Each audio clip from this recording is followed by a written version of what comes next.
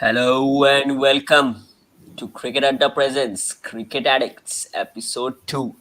This time we have another panelist and let's introduce him first. Before that, we have to applaud our own consistency. Kevin, we are maintaining it. 2 in 2. Have to go a long way, but 2 in 2 is a good start. First of all, welcoming our old panelist from Wrong One, who is straight up in Jay Shah's house. Advait Lachke, hello, how are you? What's up? What are the news about the ICC Champions Trophy? Is India traveling to Pakistan and all that stuff, which I heard is being discussed there? Yes, sir. The stuffs are being discussed, but that's quite confidential. I can't disclose it as of now. We'll disclose later in June because of the politics pressure you see. So let's Yeah. I discuss think it. elections and Later. all, you have to wait for the results. Yeah, but the house Well, looks pretty good. Jai Shah obviously yes, earning a yes, lot of yes. money as the honorary cricket secretary of the BCCI, who gets paid 0 rupees for the post, but he gets paid a lot. Also joining on the podcast is, after a sad eliminator, another RCB fan who was a MI fan but chose to shift to RCB after MI finished last. Ninad, I know it's a sad ending to what has been a fantastic season for RCB, but once again the eliminator strikes with Andy Flower, who has been a consistent coach. Considering that all the two teams, both the teams which he has coached in the last 3 seasons have been eliminated in the eliminator. But yeah, how are you going so far with the RCB loss on Tuesday? I guess on Wednesday. Doesn't make a difference to me. I'm just wearing this jersey because I have it. Uh, गलत I फहमी है thought शायद. I I'm not honestly an thought RCB that you're fan. a RCB fan, so I was just pulling your leg. But once again, we also have an RR fan who will be disappointed yesterday. He is wearing blue, but I think RR is now pink. So maybe he's trying to shift bases as well. Kevin, good morning, and how are you? How's all the stuff going after that RR loss? You looked pretty disappointed yesterday, but I think a great season, 3 great seasons for RR. So you have to give it to them. Yes, it's. I think they blew it up. We always felt after every match that they left some of it back in the tank. But I think it's been a good turnaround considering how they were in the previous two cycles. I think the best cycle was this from 2022 to 2024. Big positives, and you have to give credit to RR as well because three of their uh, Indian batsmen were all under the age of 24. They're just going to get better. How are they going to retain them? Because I think this was a really good core. It's going to be same as I think DC 2021, where they One, had a yeah. lot of good players and they were unable to retain them. So let's see. But yeah, I just wish they had adopted the RCB kind of like template and gone played bold instead of playing stat cricket. They just completely played into the hands of SRH, and I think as a fan you felt that maybe had they gone aggressive and lost and been dismissed for 120, you would have been happy. But I think they made no attempt. It was inexplainable as to why they kind of like invested so much in Hitmar and Powell, but they didn't trust them to play more than 100 balls a season. Yeah, that's a very interesting debate. I think we had that yesterday as well on the chat, on the group chat. But before we come to RR, let's discuss the playoff teams, and we will keep the KKR SRH So just to discussion. add one thing, Yeah, sure. Yeah, go I ahead. Yeah. guess so. KKR should win tomorrow because Yeah. RCB lost in the eliminator. Rajasthan lost yesterday. Chennai just lost basically a pre-knockout match. So the only team that you are supporting and is left is SRH, right? Of the panelists, which should lose in the Yeah. final match. Yeah, I think SRH will lose tomorrow, because KKR has been absolutely fantastic in this tournament so far. Gautam Gambhir, who is also going to be the head coach of the Indian cricket team, is what we are getting the information. Not sure, not sure. You heard it here first. You heard it here first. Just putting it out there. But yeah, let's discuss the playoff teams, because I think we discussed rest of the other teams mostly in the last podcast. But let's start with RCB and let's start with Ninal. Ninad, fantastic season towards the second half, and you have to give it to the team for winning 6 consecutive matches, especially after being so down and out in the first half. Just one win in the first 8 games, but I think the change in approach in the batting, you could see Virat Kohli going big as in increasing his strike rate. Will Jacks coming in helped. Cameron Green got some runs, and then obviously the game changer was Rajat Patidar in those middle overs.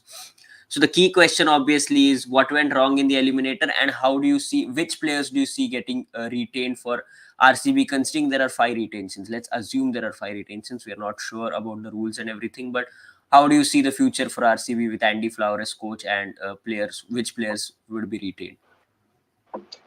So first answering to the question about this career, I mean this whole season, uh, the way RCB played, it shows that they started playing really well, six wins on the trot towards the end phase of the IPL. So it kind of showed that when they had their backs against the wall and they knew that they had nothing to lose, they went and played all out. So it shows that this team has got the potential like RCB has every year, but they failed to perform. It was almost a dream run, but as DK said, there are no fairy tale endings in sports. So they couldn't win the eliminator, but still, it shows what kind of gun team they had this year. And only if they would have utilized their resources a little well, probably used Cam Green a little more uh, up the order in batting and utilized his overs, because playing in Chinnaswamy, and you have a great hitter like him sitting in your team. So the main point would be, I think they underutilized players like Cam Green and Will Jacks. And coming to the retentions next year, I mean, Virat Kohli is a no-brainer. Mm-hmm. And to go along with that, they would probably look to retain Mohammad Siraj as well. He gives a promising 4 more years.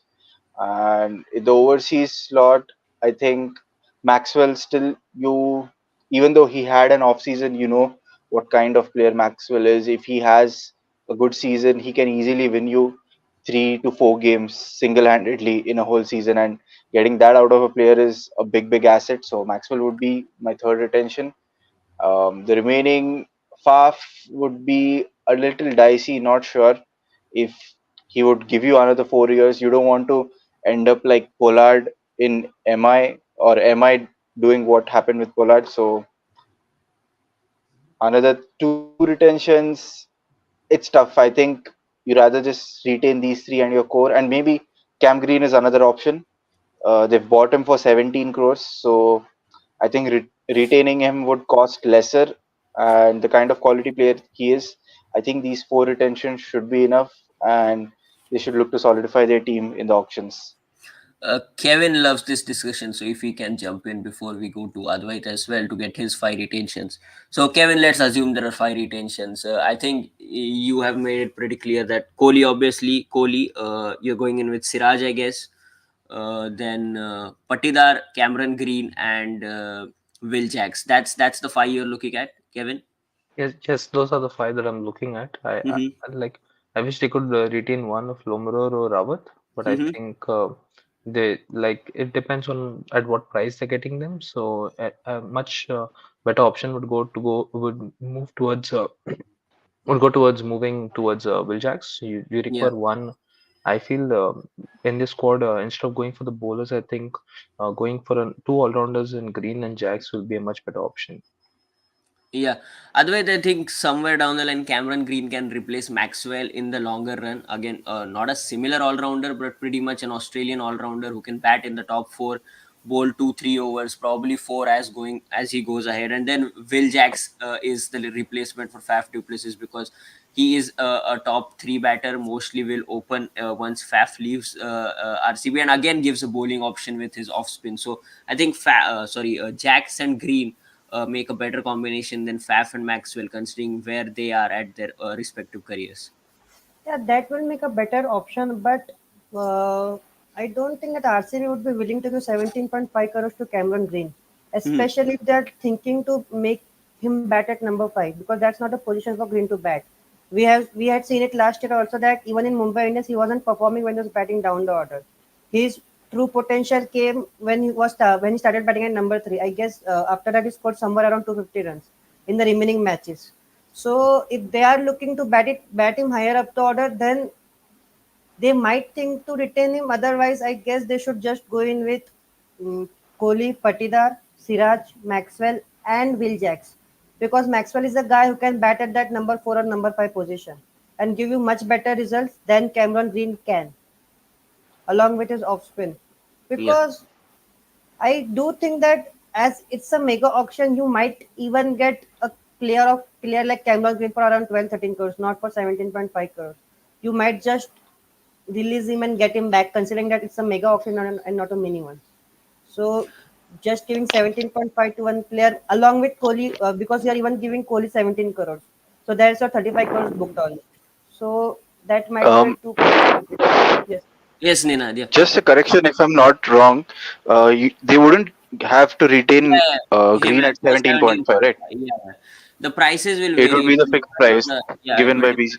Yes. Yeah, Yeah. it will depend on the slot in which he's retained. So if Kohli is number one, like depending on what happened last year, last mega auction, it was 16, 12, 8, 6. So 16 was Kohli, 12. They retained only 3, 15, 11, 7. They retained 15 Kohli, 11 Maxwell, and 7 Siraj. So probably if they can retain Green at 12 or even 8, if he agrees to 8, I'm not sure if he will agree for 8 crore. But varying views, a bit varying views here. A couple of people want Maxwell. Me and Kevin are going in with Cameron Green, considering the potential and age on his side. Let's see how RCB goes. Let's move on to the next team. I think Kevin briefly talked about Rajasthan Royals as well, and it's going to be extremely difficult for them to retain a core because they had such a great team in the last 3 years: 2022, 2023, 2024. Finished runners up in 2022, just missed on qualification in 2023, and again finishing number 3 in 2024. Kevin, let's start with you. Obviously, being a RR fan, Sanju Samson has led the team extremely well. And not only that, you could see Sanju Samson have a great season this year, 500 plus runs for the first time in his IPL career. And more importantly, I think a person who they invested in, Rian Parag, has finally delivered after 4 or 5 seasons. In fact, 6 seasons. This is his sixth season with RR. But obviously, he was playing down the order, not getting enough balls. That's a very difficult role to nail. So, you have to give it to RR as we discussed, but who are your retention slots? I think Butler, Jaiswal, Samson, Parag, Bolt, Jurel, Chehel. Uh, I can name all the 11 players, but you have to name only five. So yeah, go ahead, Kevin.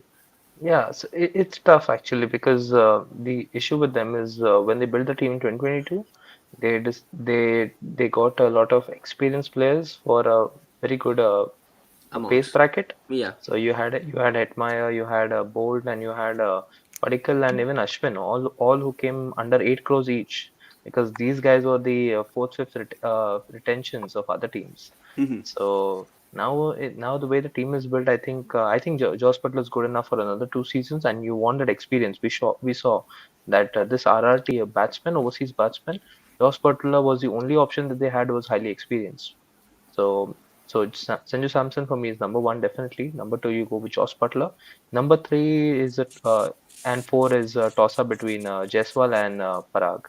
So these two, if like I would open up the question to all of you all. If there was only an option between one of them, between Parag and Jaiswal, who would you go for? Because I think that is going to be the most toughest decision R has to take, because they've had a Parag since 2019, they've had Yeah. Jaiswal since 2021, and considering the number of openers that you have and number of middle order batsmen, the way Parag has shown his fitness levels, and this season we've seen Jaiswal taper off a little bit with his fitness levels.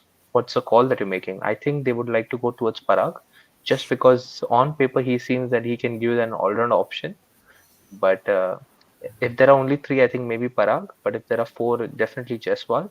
And if there is a fifth retention, I feel Avesh Khan is the move to go, Mm-hmm. Mm-hmm. Mm-hmm. because he seems to be the most improved bowler out there. The ability to attempt Yorkers. Sandeep Sharma, tough on him, but I think they will try to buy him back.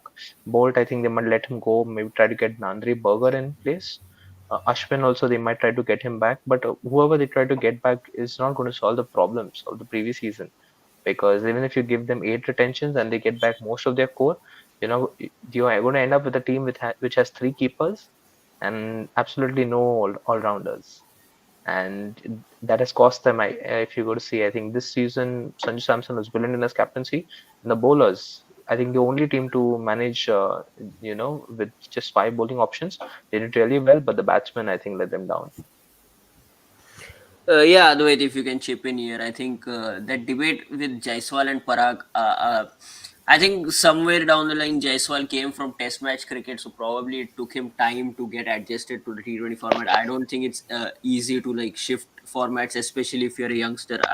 Very few have done that successfully, and at this stage, I think most of the Test players just don't come and play the IPL. For example, Steve Smith or Joe Root, they're not like capable of playing the IPL, so it's difficult for a young player as well to transform from the test format to the IPL. I think that's why he took some time, but towards the end, he did get some big score, decent scores. I would say a century and then a couple of 40s as well in the playoff games, which shows that he has good temperament.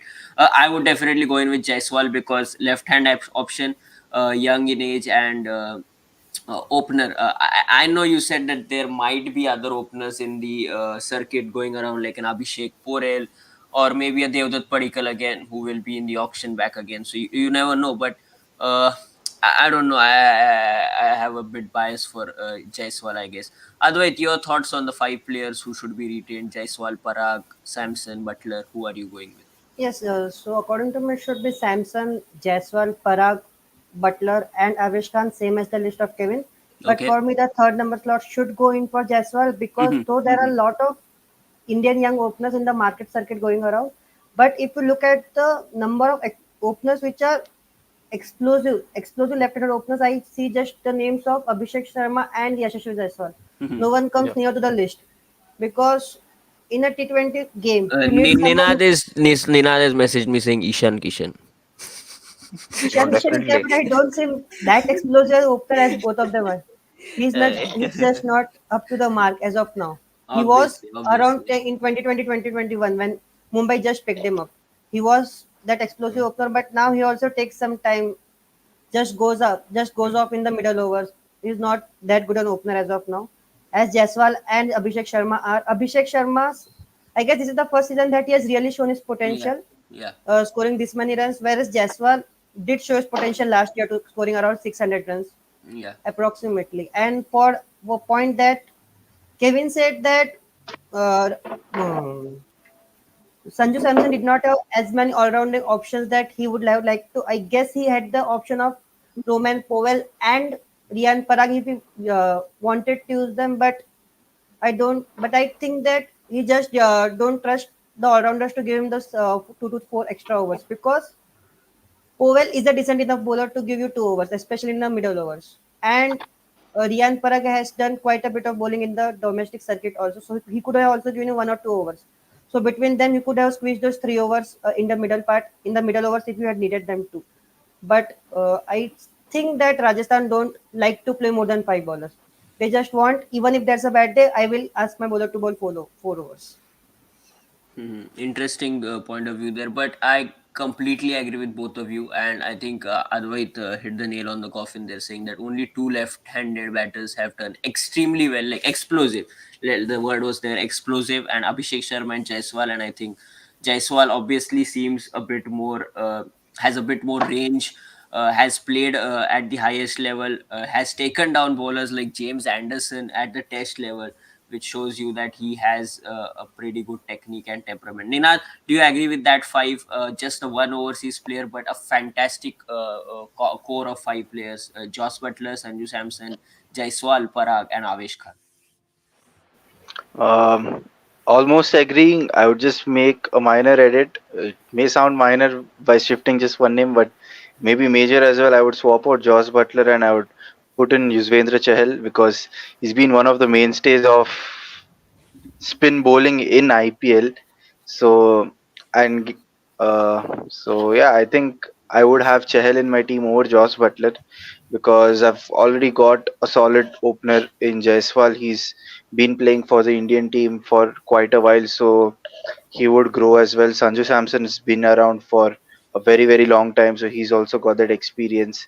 So bringing in Avesh Khan and Yuzvendra Chahal slightly bolstering the bowling as well, and because you can get quality overseas players anyway in the auction, so that was my thought process for swapping in Chahal for Butler. Interesting, interesting. But Kevin mentioned they would like all rounders like going forward. So probably if a player like a Marcus Stoinis is released, you never know. For Ashwin, they might go in for Washington Sundar, who is pretty much like to like replacement. You never know. Just putting out names there. But yeah, let's move on to the IPL final. Let's preview the IPL final, and in that we also have a question from Nikhil. Nikhil, if you're free, you can also join the podcast. Just DM me on the side. I will send you the link to join the podcast. He wants the SRH retention. So yeah, let's move to the IPL final. Big game, Kolkata Knight Riders taking on the Sunrisers Hyderabad. You have to say the two best teams in this IPL. Two explosive teams up at the top. You have Sunil Narayan and obviously Phil Salt is missing out, but you still have Remanul Agurbaz. On the other hand, you have Travis Head and Abhishek Sharma. The spinners for Kolkata Knight Riders will have an upper hand considering what happened yesterday on that pitch. Chakravarti and Narayan have been fantastic, and I think Kevin wanted to talk about Sunil Narayan's bowling, but he said, chuck it. Uh, that's the joke he sent me yesterday or day before yesterday, but we're not getting into that. But Kevin, let's start with you. SRH versus KKR. Where do you see the game going? Do you think KKR is a bit more strong to win the title? I mean, are strong enough to win the title, or do you think SRH will spring in a surprise with Pat Cummins and his trophy cabinet this year? I think SRH will go in pretty confident, but KKR has a more versatile team to Mhm. exploit these conditions. I think they're well rounded. You're not going to see this. You're not going to see Cummins get the opportunity to bowl in you can say a Markram or for that matter Abhishek Sharma to the KKR batting lineup, because if you see the way the batting lineup is structured, there's from the top to the bottom there's always a right left combination, and we've seen the pattern with the captains this season is that it's only when you have two left-handers you would like to throw in the part-time off spinner, or you have two right-handers you'd like to throw in the part-time left-arm spinner. So I think KKR has the advantage. It has the versatility, and it has the experience to kind of like provide the knockout punch. So only their only concern, the only way I see SRH kind of like bossing this game, if they kind of like bog down Ramanala Gurpas in the power play and kind of like slow down him, and have like a Tom Collar Calmo kind of like effect on the batting lineup. That is the only way I see them kind of like or you can say intimidating KKR. Else, I think it's KKR all the way, because their spinners have you can say more control as compared to the SRH spinners, and their pace bowling as well. You have I think a pretty good lineup in Russell and Stark providing the pace, and you have Weber with the swing, and you have Harshad Rana with the cutters. So you can say SRH pace lineup is kind of like you may be like for like, but I feel the spinners can provide them the knockout punch. Advait, I think being a Chennai fan, you would be disappointed with the pitch at Chennai, which didn't turn for the whole season and suddenly started turning yesterday. But I think Kevin makes a fantastic point that KKR spinners definitely far more experienced, far more have far more control than SRH spinners. And to be honest, SRH spinners uh, throughout the season haven't done anything significant. It was just yesterday that they had a great game picking up those 5 wickets, Shabaz and Abhishek. If it's a pretty similar pitch to what we saw yesterday, and if there is no dew, you have to give it to KKR, I guess, with Chakravarti and Narayan, and then obviously, as you said, Harshid has been in great form. Vaibhav up front with swing, and Stark as well did well in the game against SRS, so that they definitely will play a role for KKR as well. I do, but I still think that SRH will be the front runner simply because SRH is the team who likes to bat first, while KKR is the team which likes to chase. Yes. So looking at yesterday's match, the ball started to spin suddenly in the second innings. Yeah. So if it's the case, and KKR choose to bowl first or SRH choose to bat first, and even looking at the sole match that KKR played in Chepauk this season, they were bundled out for 130. They bundled out for 137. So Mhm. even if you are saying that that team is better suited to play spin, but in the sole match they had to play spin, they were not quite up to the mark. 137 was not a great score because Narayan is not a player who can bat when the ball starts to spin. So same goes in for Russell or for any of them, even for the Indian recruits except for Shreyas Iyer, none of them is a great spin hitter when the ball starts to spin. But if we look at SRH, in the first innings the ball wasn't turning, and if they were able to bat against the likes of Ashwin and Chal, I do think that they might even figure out a way to bat against the likes of Narayan and Varun Chakravarti. So just seeing it from that this POV, that KKR will bowl first and bat second, I think that SRH might be having a better chance of winning the final. Interesting. Once again, a debate up for debate. Ninad, you will have to decide the winner because Kevin has said KKR, Advait has said SRH. Because see, at the end of the day, the winner is decided in this podcast. You know that, right? The game and all, everybody does watch it, but at the end of the day, the winner is decided here. But Ninad, I think Advait also makes an interesting point, and I think Klassen then becomes extremely key to handle the spin of Chakravarti and Narayan, because he did take down Chehel to a certain extent, got a six in three of his overs, three out of four of his overs. So that was key, and I think Rahul Tripathi took down Ashwin in the power play. Considering that spin will be introduced in the power play if Abhishek and Travis start going big, then somebody can take down. Abhishek has taken down spin previously in the IPL in this season. So I think it will be a battle of spinners, and whose batters can take down the opposition spinners will be the key there. And I think Klassen becomes key for SRH then. Yeah, you're right, because the way spin would be introduced, especially by KKR, would be in the middle overs after they've done with their power play bowling. So, because if you look at the team composition, you cannot, if your spinners bowl out at the start, then you wouldn't have players like Vaibhav Arora or Harshit Rana wouldn't be as useful. Harshit Rana maybe with his cutters, but you need to use Vaibhav Arora in the tops. Otherwise, it would be a little pointless. And the same goes with Stark. Stark's strength is exploiting the swing, if any. So they would look to push with spin in the middle overs, and Klassen is key, very key in countering this. And uh, this player, another player that comes to my mind playing spin with a aggressive approach. He hasn't had the best of seasons, but he's a player who could turn the game on its head. It's Rahul Tripathi that I'm talking about. He hasn't had any games, probably just a couple of games this season, but just keep an eye out for Rahul Tripathi is what I would say maybe. And you always want to perform well in front of your ex, isn't it, Ninad? So Tripathi was part of the Kolkata Knight Riders. So you never know. I think Advait is mentioning about Glenn Phillips. That is for the retentions, probably. Yeah.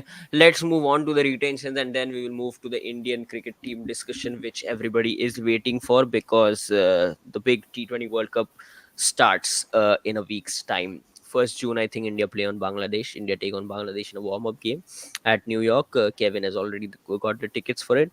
He's not giving it to me, but definitely he has the tickets for it. So yeah, talking about the retentions quickly, Ninad, for KKR and SRH.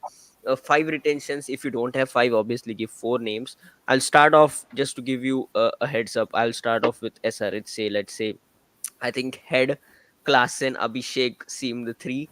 And I don't see any others who can be retained at a big price. I think they can buy back, say, an Natarajan, buy back a Bhuvneshwar Kumar, but I don't think anybody else has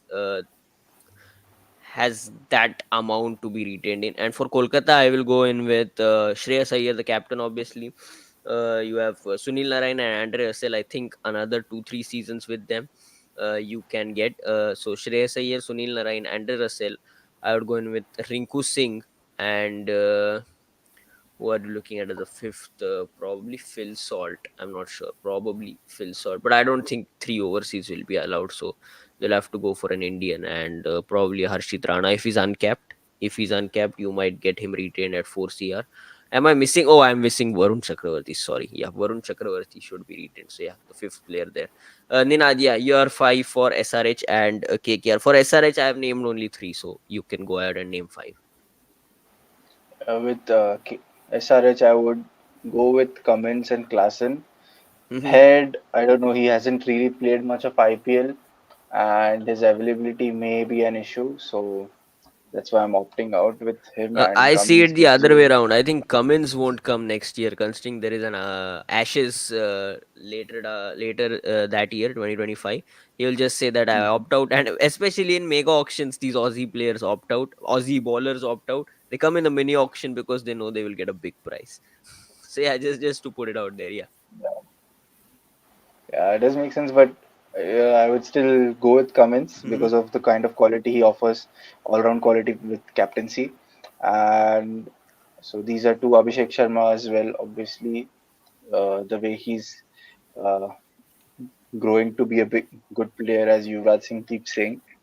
Another two retentions maybe I could think about is Bhuvaneshwar Kumar comes as a question because right now he's 34, so doubtful if he would be maybe 2 years, yes, but more than that, it's a little dicey. Um, T Natarajan as well, age is on his side, but he's not been that consistent. So if You they can would stick look to three. to You can have them stick to as the three. You can stick to no, I three. I think think. I would prefer to have retain Bhuvi and Natarajan just because of the fact that I don't think they would uh, like they would be considered as a steal for 6 crores or 8 crores, whatever the price would be, Mm-hmm, mm-hmm. considering them to be the fourth and fifth retention. Because if a player like Bhuvaneshwar Kumar goes into the auction, I think he would get a little more money than that. So yeah, these Interesting. would be Yeah, my five picks. interesting. And for KKR, I think I would have to agree with you on all your picks. Mm-hmm. Shreyas Iyer, Andre Russell, did you say? Yeah, I And said Sunil Shreyas, Narayan? Narain, Russell, Rinku, and Chakravarti. Yeah, I would go with the same as you did. Otherwise, making all the calculations as to which players can come to CSK if they are released by either of the teams. Otherwise, let's start with you. I think you're mentioning Phillips, which I don't think is a bad idea. But if you have only two overseas, then you would definitely prefer Head and Klassen, I guess. Yes, so for me should be Head Klassen and Abhishek, Mm-hmm. along with if Nitish Kumar Reddy and Abdul Samad Oh, yeah. are Yeah. still uncapped, we can just Yeah. go for them because we can get them at a lower price. And Abdul Samad was retained by them last year also. And I Yeah. would Yeah. be going with Bhuvi and Natarajan for a sole reason that SRH just get good Indian pace bowling. Each and every season they just get good pace Indian bowling unit. Mm-hmm. I just don't know how they do it, but each and every season, if you look at their Indian pace bowling core unit, they do have some good names. They do have some really good names. So I do think that they will get back some good names. So for me, this five, if they are thinking about five, this five should be the list. And for KKR, I do think that your list will be the yes. I will just go in with your list. Yeah, Kevin, I'll come to you, but I have to absolutely agree there with Advait. He made a very, very good point about Nitish Kumar Reddy. If he's uncapped till then, which is quite likely, I don't see him playing for India. He will definitely play for India A, and he will get all on all those tours. But if he doesn't play for India next till the retention, 4 crore, you should retain Nitish Kumar Reddy. Looks like a very, very bright prospect for SRH and for India as well. Kevin, yeah, you would be most interested in discussing this. Let's start with SRH because that's the difficult part, I would say. Yeah, I think like everyone's aligning towards all the experts are aligning towards Cummins, but I think Mhm. Head and Klassen, one of them has to be the number one retention. And I think Head is the most destructive and opener that we are going to see in the next at least 2 to 3 years because he is more of the Matthew Hayden kind of like player, just goes out and plays positive cricket. And you have Klassen who's a keeper. I feel that they need to get another Indian keeper as well in this squad, but Klassen is really good with the gloves as well and with his batting. And you have Abhishek Sharma whom they have groomed, so he automatically is your third retention. And from the fourth attention, I was thinking maybe if we could look towards Umran Malik for that matter. It was just a thought process because you have Bhuvi and Natarajan who are on the later side of 30. This guy is pretty young. I feel he will develop just because of the combination that they had. And with Cummins coming in place, it was obvious that you couldn't play Umran Malik because they're almost the similar kind of like bowlers hit the deck.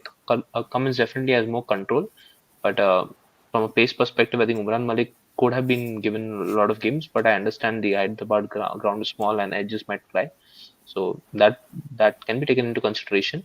But in case if they feel that Imran Malik is not a player that they're looking forward, Nitish Reddy is an excellent pick for two reasons.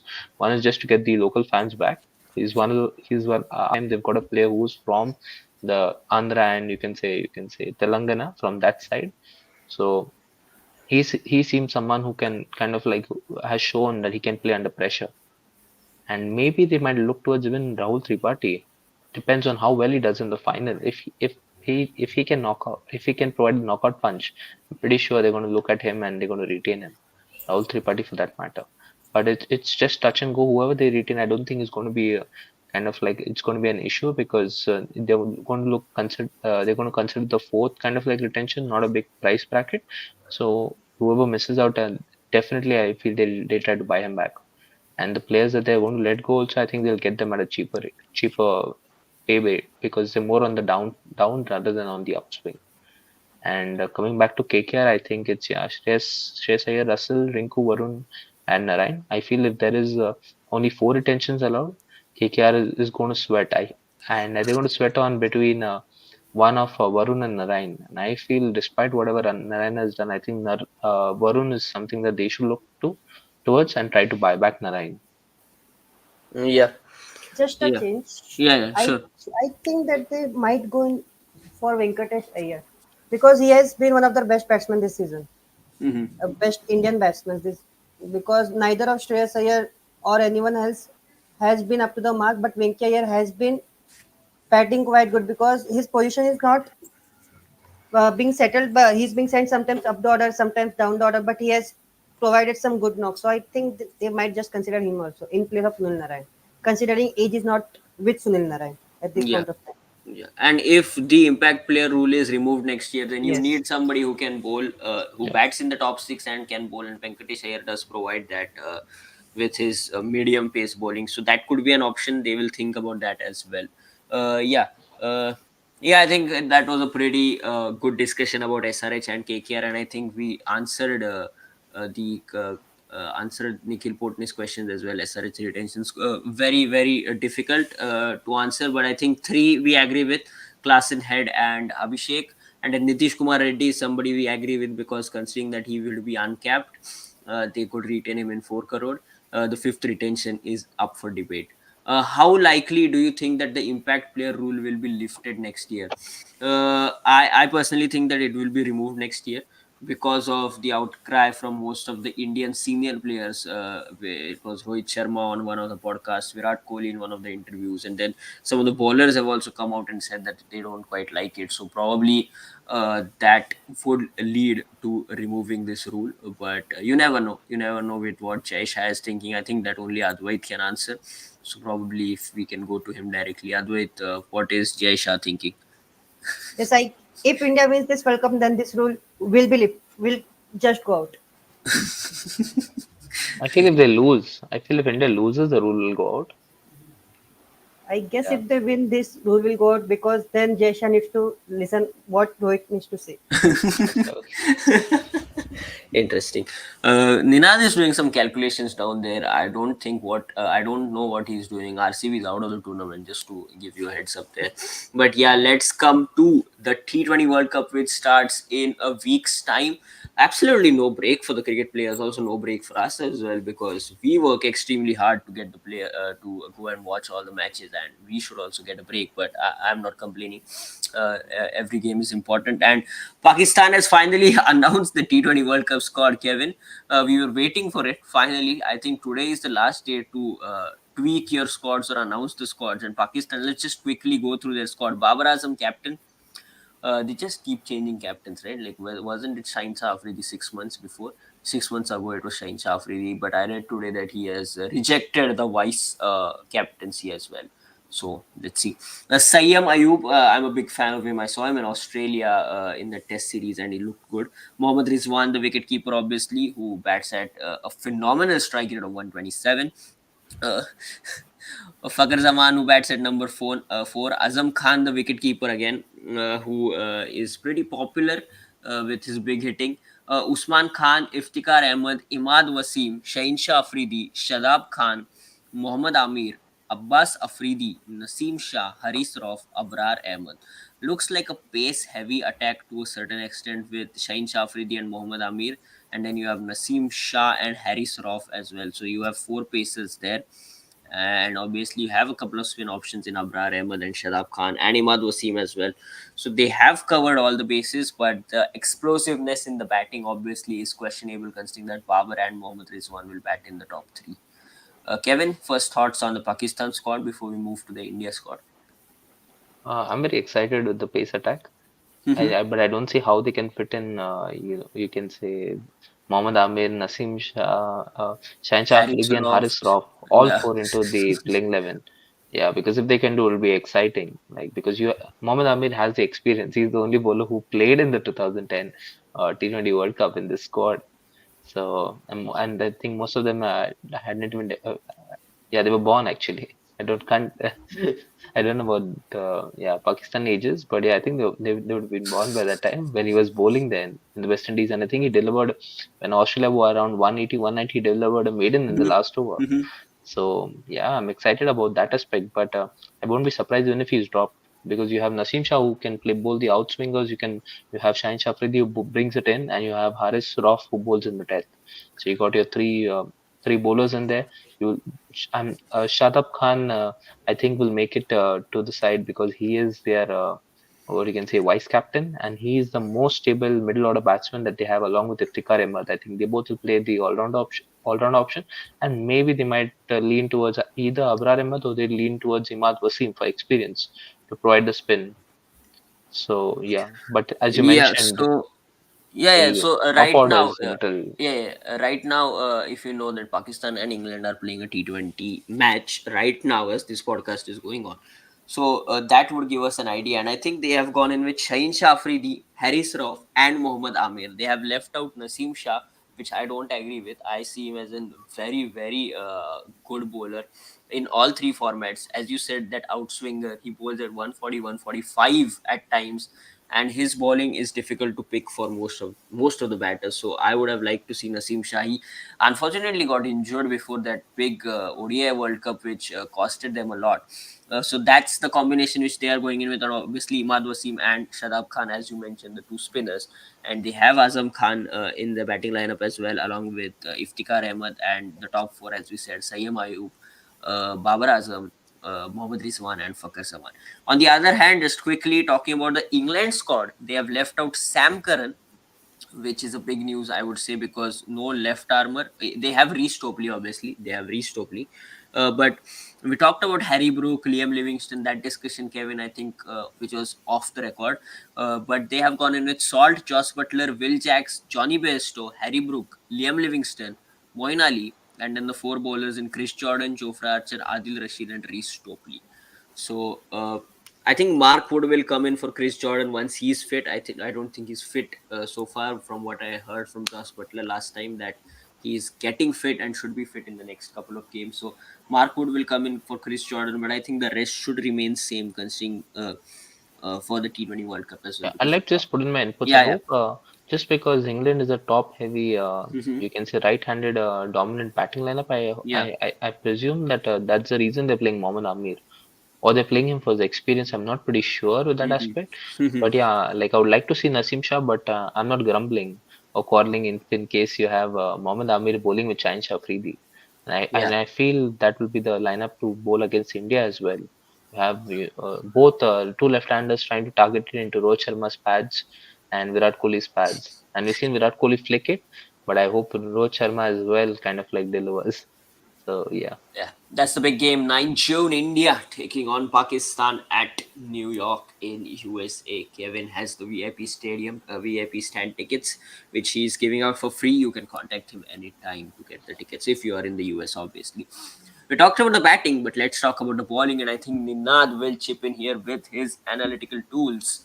Ninad, let's go there and let's discuss and let's have a debate. Who should be the picks? We discussed Aksar versus Jadeja last time around, and the conclusion was Aksar is a better bowler, but then obviously Jadeja will be picked in the Indian first 11. So that discussion was a bit pointless, considering that Rohit Sharma and Rahul Dravid have already decided that Ravindra Jadeja will be the first pick. But who will be the pacers along with Jasprit Bumrah? Who should be the second pacer?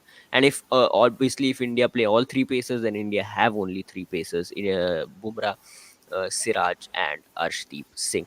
So yeah, let's get out the numbers. I'll just share the screen, and then Ninad will get go through it so that we can understand what he has exactly done and what is his point of view.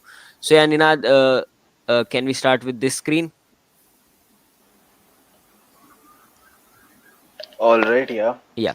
So, I mean, to delve a little deeper and understand which bowler can bowl in which phases. I mean, so you have Okay. Jasprit Bumrah, which is a no-brainer. He has to be in your team. He's the best bowler that we have in all three phases. Only Akshar Patel in middle overs has a better economy rate than Bumrah. Otherwise, he's the best bowler that we have. And so the way Bumrah really, we would have to use Bumrah in a way around how the other team, how the other bowlers in the team get structured. So of late, I mean, we've seen Arshdeep Singh have good bowling stats in the death, especially in the IPL. He nails those Yorkers. He bowls the slow ones pretty well. But he's been getting a bit off color as the years progress. If you scroll down, you can see Arshdeep Singh's stats over the years. This one. Yeah, that's it. If you can zoom out a little and see No, the let's see the graphs would, graph, right? The graph would give us an yeah. idea. So, the So number of overs if you, bowled, blue is the wicket. So, the number of wickets have gone up slightly, but at the same time, the yeah, economy has gone up as well, and the average has yeah, gone up as well, which is not a great sign, right? And the strike rate has exactly. gone up as So well. So, yeah. yeah, and 2021 you could say was his peak year where he took 18 wickets, and in 2022 he was used as a more of a bowler who would suppress the batting unit, not allow them to score much runs. But after that, in 2023 and 2024, his economy and average, both of them, has gotten worse. The strike rate as well, not that great. He does get wickets, but at the cost of giving runs. So if you want if you can go back up now, if you want someone like a Arshdeep Singh to give, who can pick wickets at the end, you would have to play him. He would be a more favorable bowler to play in high scoring games where you anyway go for runs and the priority is to get wickets Hmm. in hand. Hmm. Whereas Mohammad Siraj, you can see a little more balanced performance in terms of economy and even in terms of the wickets distribution below. He's talking about his current form. He's been balanced throughout the three phases. He's had 5 wickets in the power play, middle, and death each, Hmm. and his Hmm. strike rate as well in the power play a tad little high on 33, where Bumrah and Arshdeep have 21, 23. But still, nevertheless, he can with his economy of 9.46. It's a little high, but um, it depends where you want to use him. So looking at this, uh, Arshdeep would be more suited to bowl in the power play since he has a better strike rate and economy rate than Siraj. Hmm. Whereas you use Siraj in the death, where he has a strike rate of I think 8.39. Yeah, way better than Arshdeep's at 12. Yeah. So if you would structure 2 overs of Bumrah in the power play along to go with Siraj, uh, another 2 overs in the two overs in the power play of Bumrah with Arshdeep. Another 2 overs in the power play are a little dicey because Ravindra Jadeja, who slots into the playing 11, does not bowl in the power play. Correct. Also, we forgot to talk about Hardik Pandya. He's going to be a sure player in the team. Yeah. So maybe Hardik Pandya to bowl a 1 over in the power play or something. But with this team combination, I think using Hardik Pandya in the middle overs as an enforcer, using those bouncers, giving those slower balls, Hmm. he Hmm. can be more effective. This season, he wasn't really that great with the ball, but Yeah. his best coming in the middle overs in terms of both taking wickets and keeping the batsman quiet. And even if you see Hardik Pandya's career stats, which are below, Yeah. Uh, this one. yeah, there it is. Yeah. So his economy is the least in the middle overs Correct. Yeah. of 8.46. 8.46, Yeah. Correct. Yeah. and the same goes for his strike rate as well. Not considering the death where batsmen just go to hit you, so Yeah. you could probably use Hardik Pandya up front, sorry, in the middle overs, and then try to finish off with Bumrah and Siraj in the death. When the spinners, Kuldeep Yadav, Chahal, and Jadeja to just finish their overs in the middle overs. Maybe Yeah. Jadeja won at the death, but yeah, Hmm. that's how I think I would structure this according to the stats. Yeah.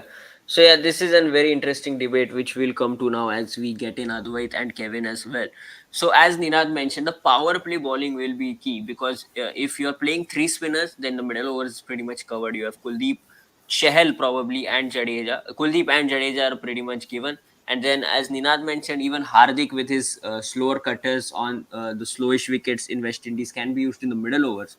Bumrah at the death, who bowls in the power play? Because if you have only two pacers, if you have say Bumrah and Siraj gets picked, you have 4 overs of them in the power play. Who bowls the rest two? Because none of your spinners, if Chahal is picked ahead of Aksar, none of the three spinners are known for their bowling in the power play. Kevin and Advait. Let's start with Advait here.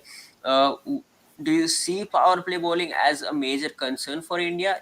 And for that, maybe Hardik has to bowl in the power play. What are you looking at?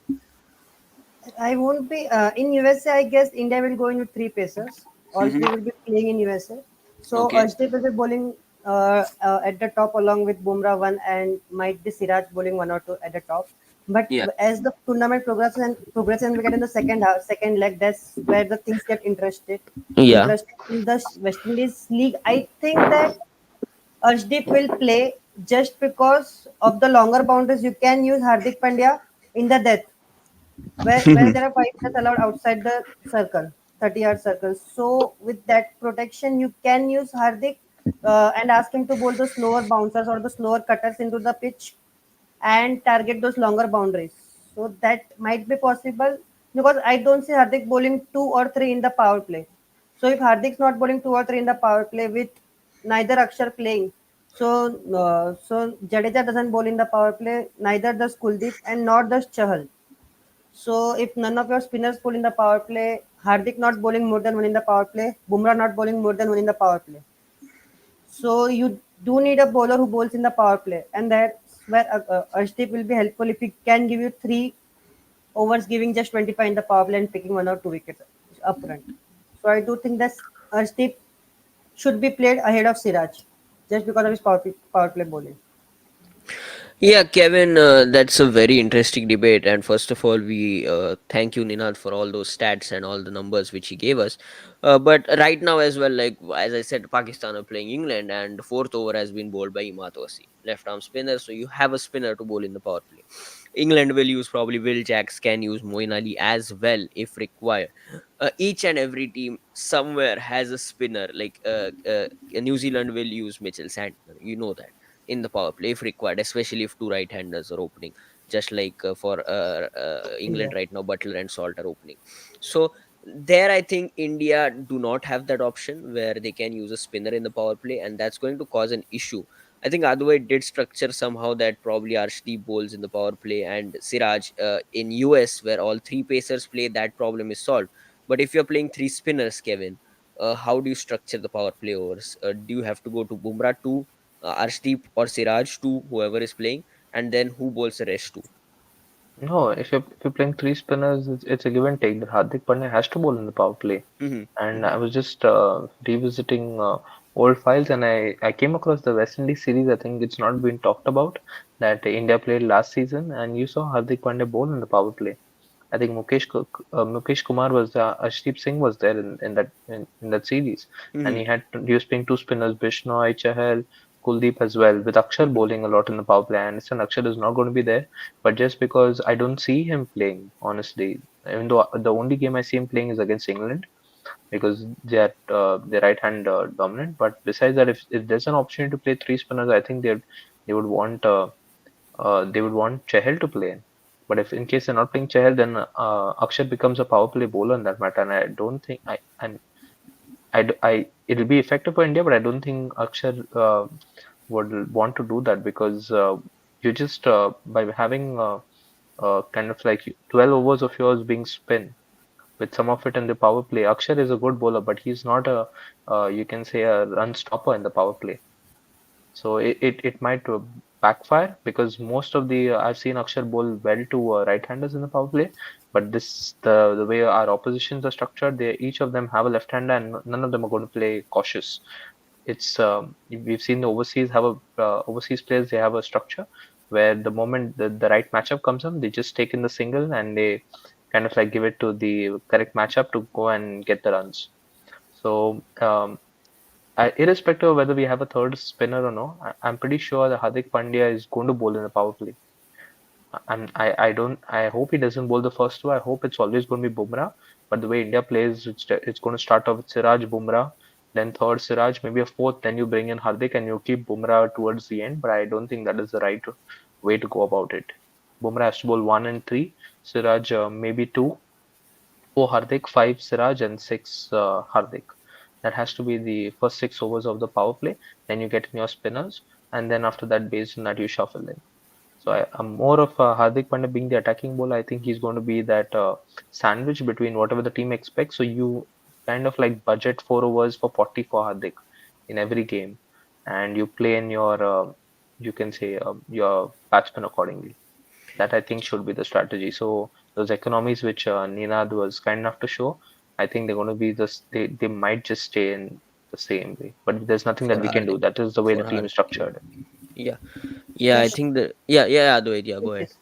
So if we are not bowling our spinners in the power play and we are having 12 overs of spin, so Hmm. means from 7 to 18 we should be bowling spin, right? And I No, don't think I any was of of them the will just opinion. yes. So I don't think any of our bowlers, any of our spin bowlers are those kind of bowlers who will be bowling after 15. So if our Yeah, spinners are not bowling in the power play means we can't be using more than 8 to 9 overs of spin. exactly. That's what I was So coming to. yes, yes. So should we play both Chahal and Kuldeep if they are not going to bat and they are not going to give us their complete bowling quota of 8 overs?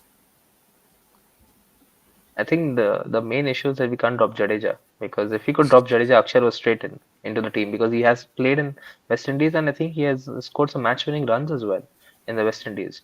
So he has the experience and that's the reason if in case we could play Akshar Patel, it solves the problem. But I don't see us going with two spinners, that's for sure. It has to be either Akshar or either Jadeja, the No, first no, no. The point which Advait was option. mentioning is if you are playing three spinners, what's the point of playing Kuldeep and Chahal both if they're not going to bowl 8 overs between them? I think they will bowl 8 overs. I think Jadeja won't complete his quota. I mean, it all depends on how it goes in that game. Like if Jadeja is bowling well, they will give him 4 overs. But I think, yeah, I mean, playing three spinners is an issue because none of them bowl in the power play, and I don't know how Rohit is going to manage it because Hardik has to bowl in the power play if three spinners play, as Kevin says. And these spinners don't bowl at the death as well. And in the middle overs, you have only 9 to 10 overs. How can you use all? Yeah, that's a very good question actually from Advait. Kevin, yeah, I think you were making a point about Aksar. I think Aksar does solve a lot of problems if he comes in. He bowls in the power play, and then you can use Chahal and Kuldeep throughout the The middle, only right? the only way I see that India playing three spinners is with and on a good pitch is where you bench Jadeja, you have Akshar bowl 2 overs in the power play, and he has done it. He's done it. Yeah, I think he can do a good job because he's slightly more skillful than Jadeja. We saw with Jadeja in the game against I think RCB was it, where all the Yeah. spinners did well and he was just trying to bowl it fast into the wicket. So I think the only reason we play Jadeja is because he can bat. He's more of like a batting all-rounder, and on pitches that offer turn, like we saw yesterday's Chennai pitch, he becomes really effective. But this season, I think Advait would know that the pitches didn't turn, so he didn't have great effect. He didn't have great numbers.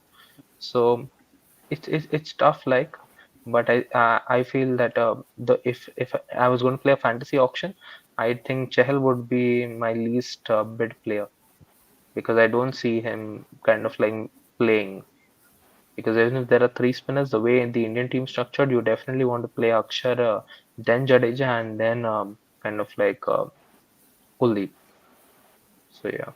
Yeah, but I think I agree with Advait there that in US the first stage, India playing with three pacers because that seems the only option. And again, the wickets could be pretty much flat in US.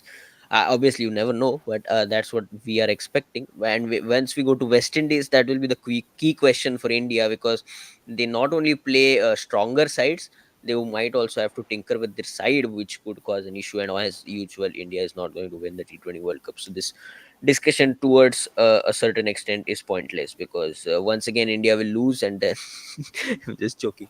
But yeah, just one final discussion point about Virat Kohli's batting position, and this is something which I've been trying to put out from the last podcast, last episode as well. So last 10 to 15 minutes, as it is you're not getting paid, so extra 10 minutes won't make a difference. So uh, now this is my point of view. I think Kevin doesn't agree with my point of view. I would suggest that Virat Kohli should open the batting for India in the T20 World Cup, and for that I have a couple of things to share with you. So I don't know what can I share, what can I start with. So yeah, straight up let's go to some yeah straight up let's go to these numbers. So these are the Indian batters in the power play. As you can see, this guy is at a different level in this IPL, striking at 202 so far. This doesn't include yesterday's numbers, but before that, it includes all the numbers. So Abhishek Sharma so far has been striking at 206, as you can see on the screen. But Virat Kohli is the second best with the strike rate, pretty close to what Ishan Kishan is with the strike rate. Virat Kohli's numbers in the power play, just to give you an idea, he averages 93 with the bat and he strikes at 161.47. Fantastic numbers in the power play. But now let's see where the issue gets going. Now let's, if we go ahead, now this is the strike rate. As I said, Virat Kohli is number 3, just 0.02 difference in Ishan Kishan and Virat Kohli. This is strike rate of Indian batters in the power play, again not considering the overseas players, because you know who will be at the top. Jake Fraser McGurk, Travis Head will be the top 2 and Sunil Narayan is 180, 190 as well. Phil Salt is around that area as well. So this is what we see: Virat Kohli striking beautifully in the power play. But this is the problem here. Now he strikes at 174 against pace, but against spin, that strike rate drastically reduces to 125. Now this is a problem I'm going to come to. You will straight up tell me that if Rohit Sharma and Virat Kohli open, Imad Wasim, Mitchell Santner, Ashton Agar, who is the left arm spinner for the opposition team, will open the bowling, which I do agree with. But this strike rate is still better than Virat Kohli's strike rate against slow left arm spin in the middle overs. It's 120.89. It was 105 up till that game where he took on Mitchell Santner and Ravindra Jadeja in CSK. So it was 105. It went to 120 after that game. So, uh, so basically, my point of view is that Virat Kohli, if he starts against spin in the middle overs, that strike rate will never go up. But if he starts in the power play, that strike rate might go up as we go ahead, as we saw in the game against CSK. And the other thing, if Virat Kohli opens, the option which it opens up for India is, if I can zoom in this now, if you can see this on the screen, if Virat Kohli opens, you have a spot for Shivam Dubey in the middle order. Whereas if Virat Kohli doesn't open, that means he will bat at 3. You have Jaiswal to open, and then that spot of Dubey is left out. You have to play a keeper somewhere at number 4 or number 5. But that Shivam Dubey, who will take on spin, gets left out if Virat Kohli doesn't open. So that's my point of view. Let's get into the others. Let's start with Ninad, who has been quiet for a long time. Ninad, what's your point of view on this? Obviously, there is a huge issue that two right-handers are opening and left-arm pacers, whether it's Mohammad Amir, Shaheen Shah Afridi, Mitchell Stark, Trent Bolt, will target that front pad. But it does solve other problems like Shivam Dubey getting included in the 11 to smack spin. Your point of view, Ninad? For this approach, I mean, this idea I would use a horses for courses approach against Pakistan. You open with Rohit Sharma and Jaiswal, the first combination that you had presented, Mm-hmm. and that's just to do in the group stage. And against other teams, you, I remember on the discussion in the previous week, I as well had agreed with you with Kohli opening, so I would still stick to that decision and have Kohli to open for majority of the innings. Whereas just this Pakistan game, and I don't see any other threatening bowlers that the Indians haven't played at all. Like you've got left arm pace in Trent Bolt, you've got it in again Mitchell Stark, but these are players that India or Indians keep playing against, be it in international matches or the IPL. Whereas against Pakistan, there is not that much of exposure, so you could go with a cautious approach with opening with Jaiswal just against Pakistan, but after that match is done, you could get in the players. You would get in Shivam Dube because I think Shivam Dube deserves a spot in this team, even though he off late his last 2 3 games he had totally flopped, especially after the announcement of the squad came. Yeah. But I would still go with Shivam Dube as a spin basher. Um, the tracks would be slow over there, and maybe he's the kind of player who can use his muscle to just get runs for the team. Yeah, Kevin has an opposing point of view, so let's go to Kevin first, then I will go to Advait. Kevin, what's your thought process on this? There are the two batting lineups which have shown on the screen. Do you want it on the screen, or like let's just talk about it? What's Let's your keep it point on of the view? screen Yeah, only. yeah. So my point is very straightforward. I think this is more of like a if I'm going to play stat cricket, then it makes sense because now let's say I put in Rohit Sharma and Virat Kohli to open, Hmm. and Virat Kohli in the power play. First of all, when like I was just listening to Stuart Broad, and he mentioned that when they won the World Cup in the West Indies versus Australia, he said they never bowled what you can say Yorkers or bounces and all. They just bowled length balls and expected the batsman to hit it because the wind is pretty strong in the West Indies. Yeah, yeah. And so when if you have a strong wind, I feel the ball is going to swing. And if Hmm. you're going to have Virat Kohli open, and if he gets knocked by one good ball, your entire lineup I think is going to be under pressure because there is like Surya Kumar Yadav is like can I say a firecracker? If he's good, he's super good. He's like Maxwell in my opinion, but he's more consistent. You can't have Surya Kumar Yadav batting responsibility. That's the reason I've always wanted Virat Kohli to bat at 4 and Surya Kumar Yadav to bat at 3 because so that when Virat Kohli comes in and plays the spinners, he's you can say he's allowed and given the freedom to take singles and take the game as deep as possible. Now, whatever you do, Shivam Dube or your Rishabh Pant is going to come in at number 5. Hmm. And let's say if your top four take their time and play slowly, he's never going to face these spinners at all. So it completely kind of like violates the reason that you're playing someone like a Pant or a Dube. You want a left-hander, but if he's not going to take on the spinners because he's not going to be in the middle, then it's absolutely no sense. So it's um, ideally I would want Virat Kohli to bat at 3. And if there is a spot open, I feel there's a spot open, then maybe you push someone like Sanju Samson to open. It's a big gamble, but it takes pressure off both Rohit Sharma and Virat Kohli. But the way that he has played in the last 2 games under pressure, I feel that option is completely out of the window.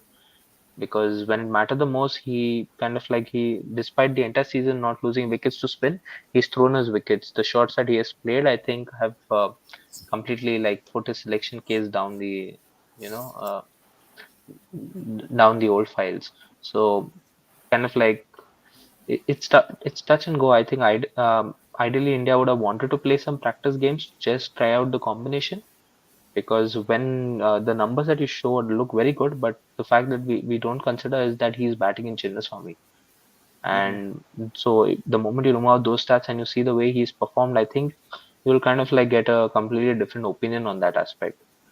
So yes, it's tough, but I feel the team in orange, I think that is the team that they're going to go with, and I feel they're going to start the tournament off with Pant just because of the experience that he has in T20 World Cups.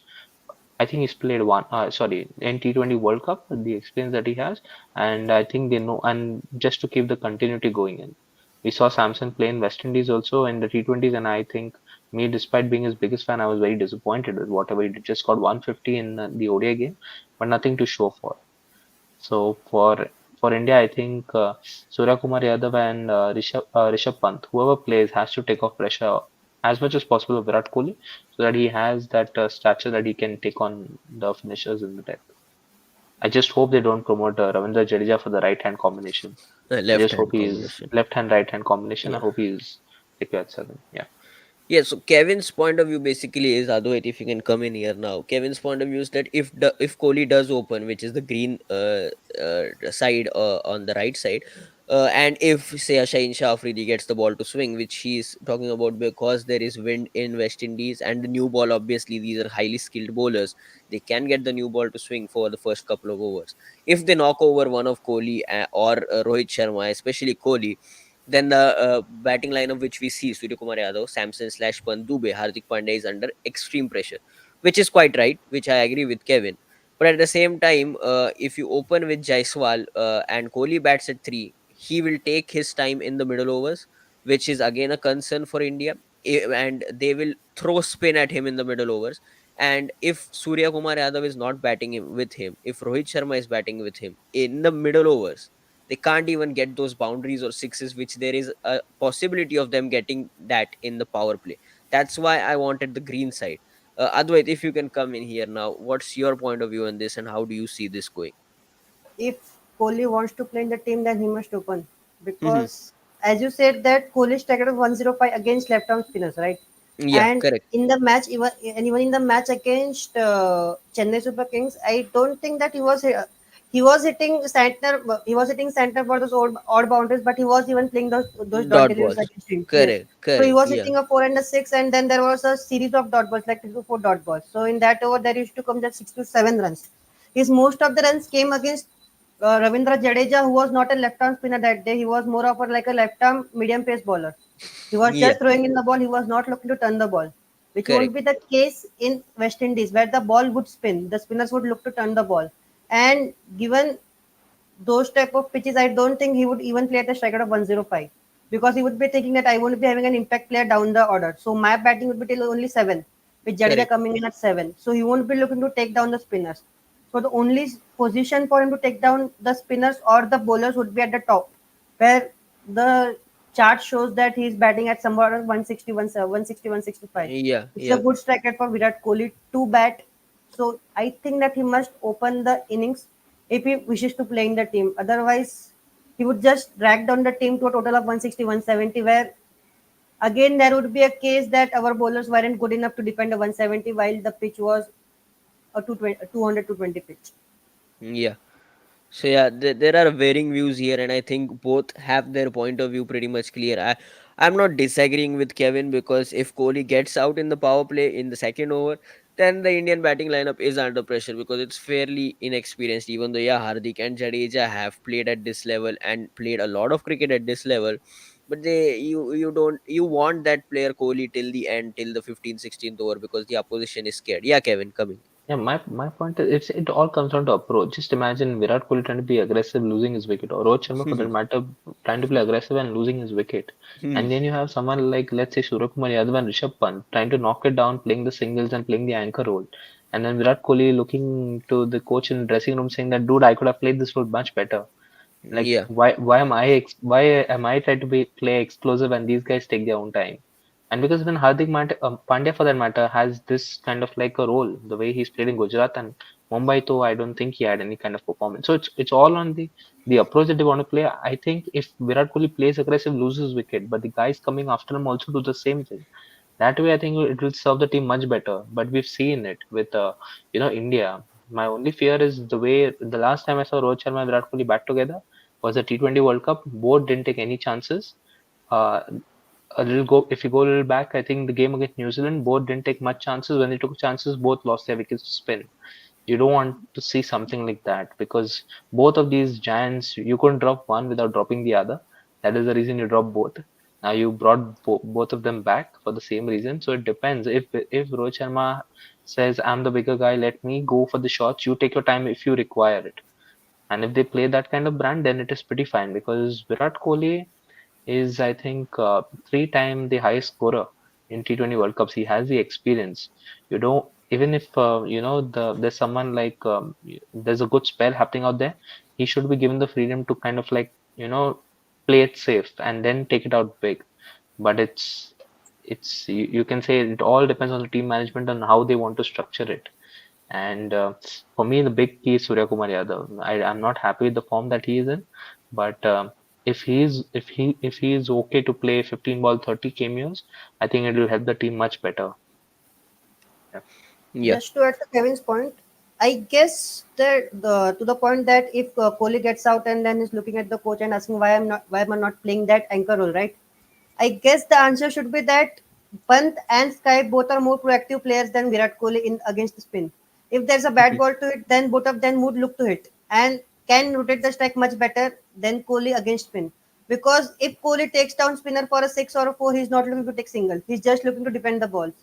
He's just thinking that yes, this over runs have come, so I won't be looking for another big shot even if the ball's there. While players like Dubey, Pant, or Sky, if there's another bad ball in the over, they would just go for that ball. They would look to make the over big. So I guess that should be the point for Kohli to just go all out in the power play. Yeah, I think also the important point is that if Kohli opens, that opens up a position for Shivam Dubey, which would be extremely key. And he can be promoted. I think Kevin mentioned that probably he will come two down, that he might not face spin. He can be promoted so that he does face spin. He just doesn't need to bat in the power play. I think CSK did that as well, where they sent in Jadeja ahead of him because they didn't want to see him in the power play. But once the power play is over, they send in Dubey as quickly as possible so that he can take down spin, because he is the most fearsome spin hitter in Indian cricket right now, along with Rajat Patidar, who is obviously not part of the T20 World Cup squad. So yeah, this debate will go on for another week before we see the first warm up match. Again, I'm not sure if India will play with a full strength 11 in the warm up match, but definitely against Ireland on 5th of June, India will come out with their best 11 on the field.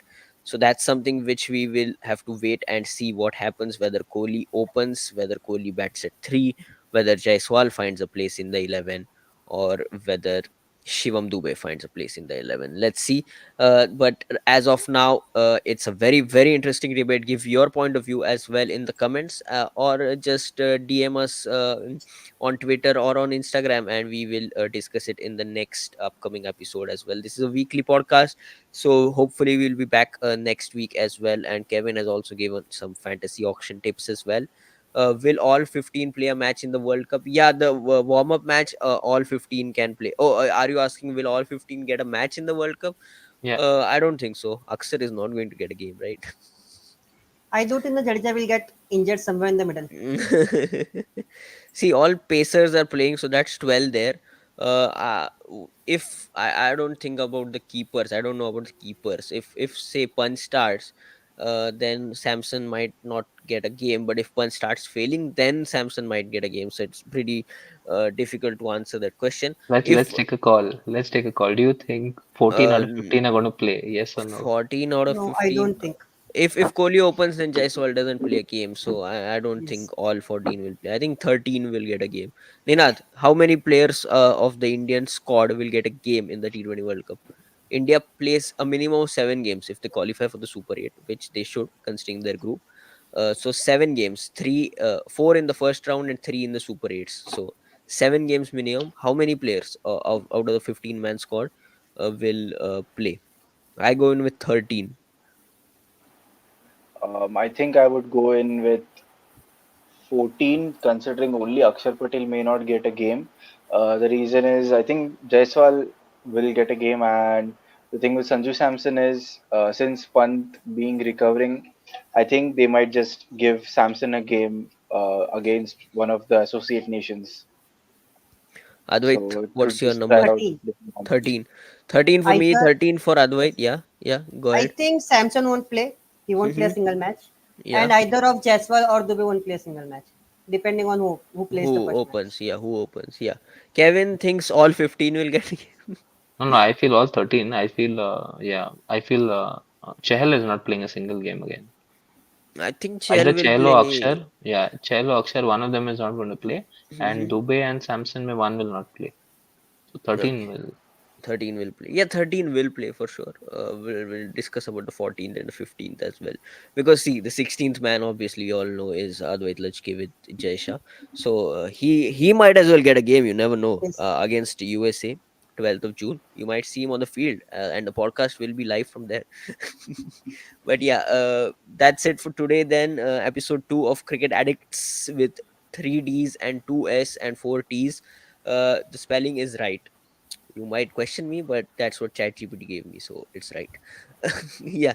So that's it for today. Thank you very much for joining us. Do like, share, and subscribe, and keep on watching Cricket Adda and Cricket Addicts. Thank you very much.